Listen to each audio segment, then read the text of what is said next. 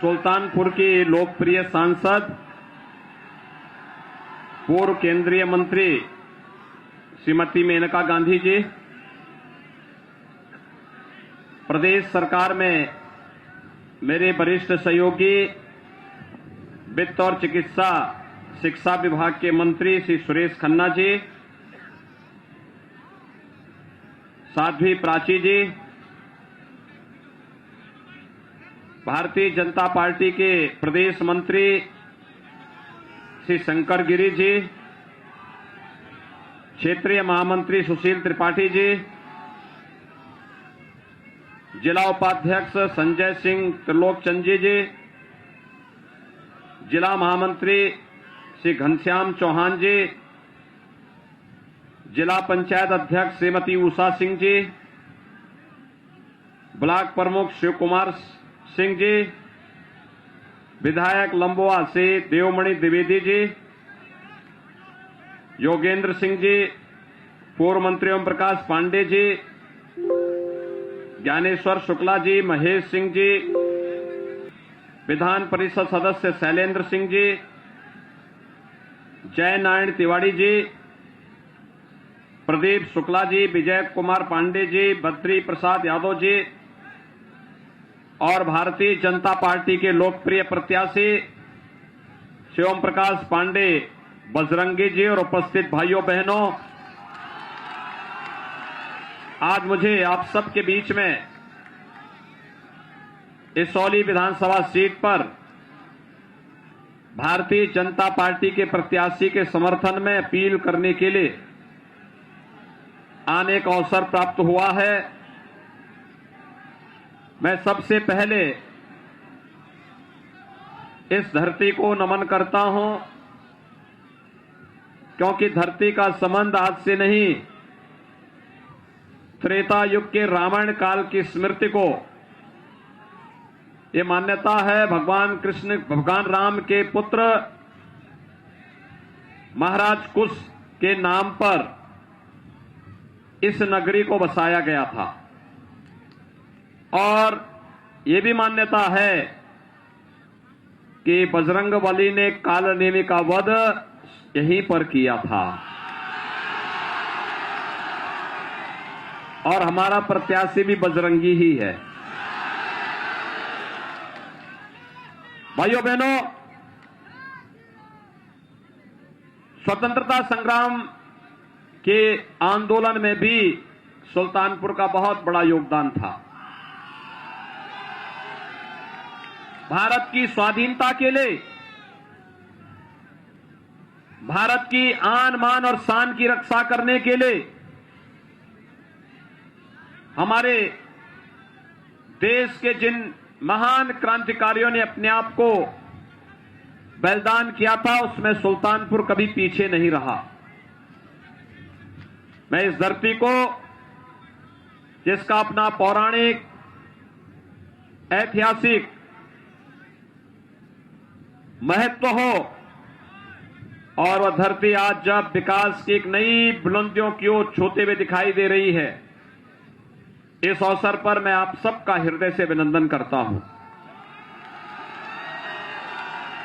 भाइयों बहनों, जब हम सुल्तानपुर की बात करते हैं और इसौली की बात करते हैं, याद करिए पिछली बार समाजवादी पार्टी के विधायक ने कुछ वक्तव्य दिए थे, याद है ना? और मुझे लगता है उस वक्तव्य को याद करते हुए, स्मरण करते हुए, वोट की चोट से सपा, बसपा और कांग्रेस को इतना तरसा दीजिए कि आने वाले समय में इनकी हिम्मत न हो कि आपके बीच आ सके। भाइयों बहनों, 2017 के पहले और 2017 के बाद प्रदेश में क्या परिवर्तन हुआ है, ये फर्क साफ है। 2017 के पहले योजनाओं का आधार जाति और मजहब हुआ करता था। मैं आपसे पूछना चाहता हूं, क्या 2017 के पहले आपको बिजली मिलती थी? आज तो बिजली मिलती होगी ना, क्योंकि 2017 के पहले बिजली की भी जाति होती थी, उसका भी मजहब होता था। होता था कि नहीं होता था? यानी ईद और मुहर्रम रहेगी तो बिजली आएगी और होली और दीपावली में गायब हो जाएगी। ये होता था कि नहीं होता था? 2017 के बाद लगातार बिजली मिली है, सबको बिजली, पर्याप्त बिजली, निर्बाध बिजली मिल रही कि नहीं मिल रही है? कोई भेद तो नहीं होता है ना? क्योंकि मोदी जी ने कहा है सबका साथ सबका विकास। तो सबका साथ सबका विकास का भाव के पीछे भी उद्देश्य यही है। हम योजनाओं को देने में कोई भेद नहीं करेंगे। कोरोना कालखंड है, कोरोना में आपने देखा होगा पूरी दुनिया पस्त है। कोरोना के कारण दुनिया के अंदर लाखों लोग मरे, लेकिन भारत के अंदर प्रधानमंत्री मोदी जी के नेतृत्व में, उनके मार्गदर्शन में कोरोना प्रबंधन का जो बेहतरीन कार्य हुआ, आज वो देखने को मिल रहा है। व्यक्ति के जीवन को भी बचाना है और उसकी जीविका को भी बचाना है। भाइयों बहनों, सुल्तानपुर में तो तमाम प्रवासी कामगार और श्रमिक आए थे। उन्होंने देखा होगा दिल्ली से उनको भगाया गया, अन्य राज्यों से उनको हटाया गया, लेकिन जैसे उत्तर प्रदेश के बॉर्डर पर आए, हमने वहां पर अपने परिवहन निगम की बस लगा के रखी थी, भोजन की व्यवस्था करके रखी थी। हमने कहा ये हमारे लोग हैं और इनकी सुरक्षा करना, इनकी सेवा करना हमारा दायित्व है, और हमने उनको सुरक्षित उनके घरों तक पहुंचाने का काम किया। कोरोना कालखंड में फ्री में टेस्ट, फ्री में उपचार, फ्री में वैक्सीन। वैक्सीन सबको मिली? कितने लोगों ने वैक्सीन ले ली है?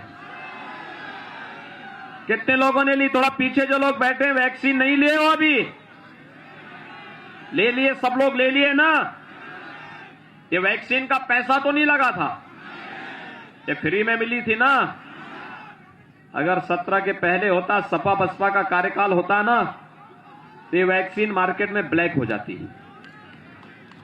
उनके नेता, उनके गुर्गे सारे वैक्सीन बेच देते, जनता ठगी की ठगी रह जाती है। भाइयों बहनों, हमने आज तक 28.5 करोड़ वैक्सीन की डोजेस दे दी हैं और एक भी वैक्सीन की कोई शिकायत नहीं कर सकता कहीं ब्लैक हुई है। सबको वैक्सीन, फ्री में वैक्सीन। और भाइयों बहनों, यही नहीं, जो लोग वैक्सीन के बारे में दुष्प्रचार करते थे, आप याद करिए, ये थर्ड वेव, कोरोना की तीसरी वेव को आने से वैक्सीन ने रोका है। कब आई कब गई कोई पता नहीं। और भाइयों बहनों, जब वैक्सीन के कारण हमारी जान बची है, जो लोग दुष्प्रचार करते थे वैक्सीन नहीं लेंगे, ये मोदी वैक्सीन है, बीजेपी वैक्सीन है, आज उनको करारा जवाब दे जाने की आवश्यकता है कि अगर इस वैक्सीन से हमारी जान बची है तो वोट भी वहीं जाएगा। बोलेंगे, सभी लोग बोलेंगे। भाइयों बहनों, डबल डोज की सरकार है, डबल इंजन की सरकार है, डबल डोज राशन का भी मिलेगा ना? राशन मिल रहा है कि नहीं मिल रहा है? पर्याप्त मात्रा में दाल, तेल, नमक सब है ना? सभी लोग सहमत हैं? 2017 के पहले भी राशन मिलता था? भाइयों बहनों, 2017 के पहले राशन नहीं था।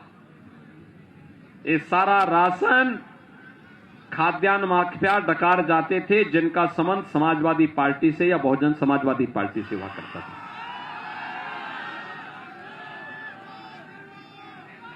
गरीब का राशन खाते थे, बिजली चेहरा देख करके देखते थे। और भाइयों बहनों, मैं पिछले दिनों यहां आया था, आपकी लोकप्रिय सांसद और यहां के माननीय विधायकगण उस समय मौजूद थे जब हम लोगों ने यहां के सुल्तानपुर के मेडिकल कॉलेज का शिलान्यास किया था। मेडिकल कॉलेज में भी शिलान्यास होगा, मेडिकल कॉलेज होगा। यह एक कल्पना थी। आज वो कल्पना साकार हो रही है। 2023 में जब मेडिकल कॉलेज का सत्र प्रारंभ होगा तो भाइयों बहनों, उपचार के लिए सुल्तानपुर के लोगों को लखनऊ, दिल्ली या और जगह नहीं जाना पड़ेगा। विशेषज्ञ स्वास्थ्य सुविधा सुल्तानपुर में ही मिलेगी और नौजवानों को मेडिकल की शिक्षा यानी डॉक्टर बनने का अवसर भी सुल्तानपुर के अंदर ही मेडिकल कॉलेज से प्राप्त होगा। ये मेडिकल कॉलेज पहले भी बन सकता था। प्रदेश तो वही है, प्रशासन भी वही है, आय के स्रोत भी वही हैं, लेकिन केवल सरकार बदलने से मेडिकल कॉलेज भी बन रहा है, पूर्वांचल एक्सप्रेसवे भी बन रहा है, विकास कई गुना तेजी के साथ आगे बढ़ रहा है। गरीबों को राशन फ्री, रसोई गैस फ्री, सबको बिजली, पर्याप्त बिजली, नौजवानों के लिए रोजगार और नौकरी की सुविधा, अन्नदाता किसानों के लिए ऋण माफी की कार्रवाई हो या प्रधानमंत्री किसान सम्मान निधि, ये सभी कार्य समान रूप से चल रहे हैं। और अभी तो हमने तय किया है कि हर कॉलेज जाने वाली मेधावी बेटी को स्कूटी फ्री में देंगे। अभी हमने तय किया है कि 10 मार्च के बाद जब सरकार बनेगी तो होली और दीपावली पे एक भरा हुआ रसोई गैस का सिलेंडर फ्री में देंगे उज्ज्वला लाभार्थियों को। और ये भी तय किया है अब की बार जब सरकार बनेगी भाइयों बहनों, तो 60 साल से ऊपर की सभी माताओं को, बहनों को फ्री में परिवहन निगम की बस में यात्रा की सुविधा उपलब्ध करवाएंगे।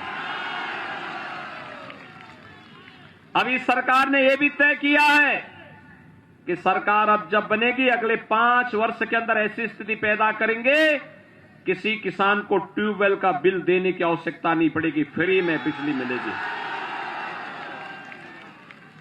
सरकार ने यह भी तय किया है कि हर नौजवान को, अब तक हमने नौकरी और रोजगार के साथ जोड़ने का कार्य किया, लेकिन आने वाले 5 वर्ष में हर परिवार के एक सदस्य को नौकरी अथवा रोजगार या स्वतः रोजगार के साथ जोड़ने का कार्य करेंगे।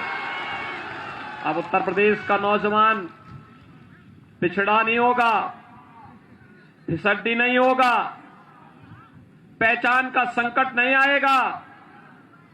उत्तर प्रदेश के नौजवान के लिए, भाइयों बहनों, उत्तर प्रदेश के नौजवान के लिए वर्तमान में 1 करोड़, चाहे वह स्नातक या प्रास्नातक वाला छात्र हो, वह नर्सिंग या पैरामेडिकल का हो या फार्मेसी का या मेडिकल या इंजीनियरिंग का, डिप्लोमा या सर्टिफिकेट का कोर्स कोई व्यक्ति नौजवान कर रहा है, इन सभी को टैबलेट और स्मार्टफोन वर्तमान में सरकार दे रही है। समाजवादी पार्टी ने चुनाव आयोग को कंप्लेंट किया है, कहा यूपी के नौजवानों को कहां ये सब दिया जा रहा है। मैंने कहा नहीं, इसमें तो केवल सिपाही खानदान का अधिकार है। यानी उनका तो नारा ही यही है, एक ही नारा है कि सबका साथ और सिपाही खानदान का विकास। वो यही करते थे, यही तो करते थे, जीवन भर यही किया है। महोत्सव करते थे, सिपाही महोत्सव, न राग न रंग न भाव न भाषा, आयोजकों को पता ही नहीं लगता था क्या हो रहा है।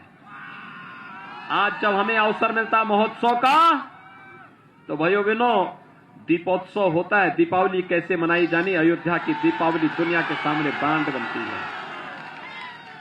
रंगोत्सव होता है, बरसाना और वृंदावन की होली कैसे खेली जानी चाहिए, यह दुनिया के सामने उत्तर प्रदेश प्रस्तुत करता है। देवताओं की दीपावली कैसे होती है, देव दीपावली काशी की दुनिया के सामने होती है। भव्य कुंभ और दिव्य कुंभ कैसे होता है, ये प्रयागराज कुंभ दुनिया के सामने प्रस्तुत करता है।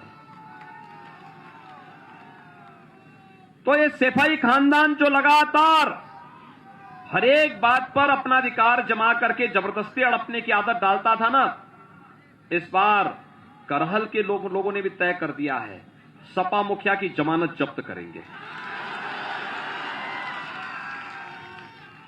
और भाइयों बहनों, मैंने तय किया है, इन्होंने चुनाव आयोग को कंप्लेंट किया है कि ये नौजवानों को टैबलेट और स्मार्टफोन क्यों बांटा जा रहा है। हमने तय किया है कि अभी तो 1 करोड़ नौजवानों को दिया जा रहा है, 10 मार्च के बाद अगले 5 वर्ष के अंदर 2 करोड़ नौजवानों को टैबलेट स्मार्टफोन देंगे। और यही नहीं, ऑनलाइन एजुकेशन के लिए, कंपटीशन की तैयारी के लिए या ऑनलाइन एग्जामिनेशन के लिए जो भी खर्चा आएगा, वह खर्चा, डिजिटल एक्सेस का खर्चा भी अब मां बाप और अभिभावक के ऊपर नहीं, बल्कि वह खर्चा भी सरकार स्वयं उठाएगी। हर नौजवान, हमारा यूपी का नौजवान स्मार्ट होगा। और उसके लिए मैं आपसे अपील करने के लिए आया हूं। जो हम लोगों ने गति की है, जो प्रगति की है, इस प्रगति से विपक्ष बौखलाया हुआ है, उसकी समझ में कुछ आ ही नहीं रहा है। मैंने समाजवादी पार्टी के एक नेता से पूछा, मैंने कहा भी आपने विकास कराया है? उसने कहा क्यों नहीं विकास कराया? कहा कहां विकास है?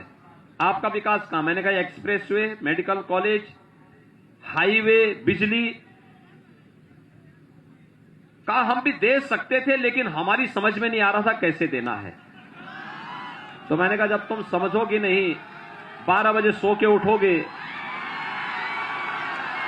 12 बजे सो के उठोगे, 2 बजे तैयार होते होते 2 बज जाएंगे। बाद में कोई शिवपाल जी जैसा महाविद्वान आदमी जाके समझाएगा, और फिर उसके बाद रटी रुटाई 2 बातों को कह करके फिर अपनी बात को आगे बढ़ाओगे, तो समझ में आएगा क्या? कुछ समझ में आएगा? नहीं आएगा। कहा हमने विकास कराया? मैंने कहा क्या कुछ तो एक जगह बता दो। उन्होंने कहा देखिए हमारा विकास हर जगह दिखाई देता है। मैंने कहा कहां? बिजली में नहीं है, सड़क में नहीं है, गरीब कल्याण के लिए नहीं है, कहां है तुम्हारा विकास बताओ तो। कहा कि देखिए हमने हर गांव में कब्रिस्तान की बाउंड्री बनाई है। सपा का विकास क्या है? कब्रिस्तान की बाउंड्री। और भाइयों बहनों, इस सपा बसपा को बताने की आवश्यकता है। सपा बसपा को यही बताने की आवश्यकता है कि अगर कब्रिस्तान की बाउंड्री बनाए हो तो वोट भी वहीं से ले लो। ठीक है ना? सभी लोग सहमत है ना? और मैंने मुझसे पूछा आपने क्या करा है? मैंने कहा देखो हम जो योजना, कहा घुसने का पैसा कहां से आता है? मैंने कहा देखो नियत साफ हो तो पैसा भी आ जाता है, नियत साफ हो तो पैसा भी आता है। और उत्तर प्रदेश में किसी चीज की कमी नहीं है। अरे यहां तो भगवान बार बार जन्म लेते हैं। अयोध्या में राम जन्म लेते हैं, मथुरा में कृष्ण जन्म लेते हैं, भगवान विश्वनाथ यहां पर है, मां गंगा यहां पर है, यमुना मैया यहां पर है, सरयू मैया यहां पर है, भगवान बुद्ध यूपी में है, सब तो यूपी में है। और भाइयों बहनों, मैंने कहा देखिए हमारे पास प्रकृति और परमात्मा का आशीर्वाद है, नियत साफ है, सोच ईमानदार है, तो काम दमदार होगा। होगा कि नहीं होगा? आपको दमदार और मजबूत सरकार चाहिए या दुमदार और मजबूर सरकार? दमदार सरकार चाहिए ना? तो दमदार सरकार के लिए भाइयों बहनों, एक हाथ में विकास की छड़ी होगी और दूसरे हाथ में पेशेवर माफिया और अपराधियों के लिए बुलडोजर भी होगा। हमारा बुलडोजर एक्सप्रेस वे ही नहीं बनाता है, हमारा बुलडोजर माफिया के ऊपर चढ़ करके उसको जब रगड़ता है ना, तो जो गरीबों का पैसा उसने इकट्ठा करके आरसीसी की दीवारों में कैद किया होता है, ये पैसा निकलता है तो गरीब को राशन भी जाता है। ये पैसा निकलता है तो मेडिकल कॉलेज भी बन जाता है। ये पैसा निकलता है फ्री में टेस्ट, फ्री में उपचार, फ्री में वैक्सीन, फ्री में राशन, ये सभी फ्री में मिलने लगते हैं। और इसलिए भाइयों बहनों, सुल्तानपुर में 5 सीटें हैं। ये 5 पर भारतीय जनता पार्टी जीतेगी। दमदार सरकार तभी बनेगी जब 325 सीट पाएंगे। फिर एक बार 300 पार के लक्ष्य को प्राप्त करने में आप योगदान देंगे। पिछली बार रिसोली चूका था। और भाइयों बहनों, अति आत्मविश्वास में रहने की आवश्यकता नहीं।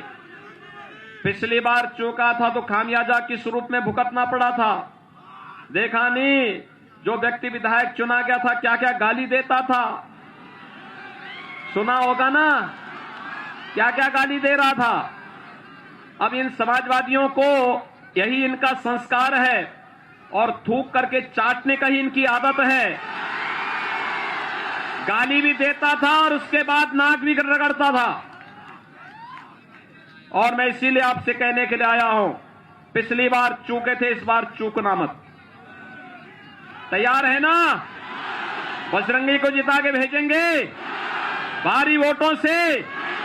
दोनों हाथ ला करके मेरे साथ बोलेंगे, जहां तक आवाज जा रही है दोनों हाथ ला करके बोलेंगे, भारत माता की, भारत माता की, भारत माता की।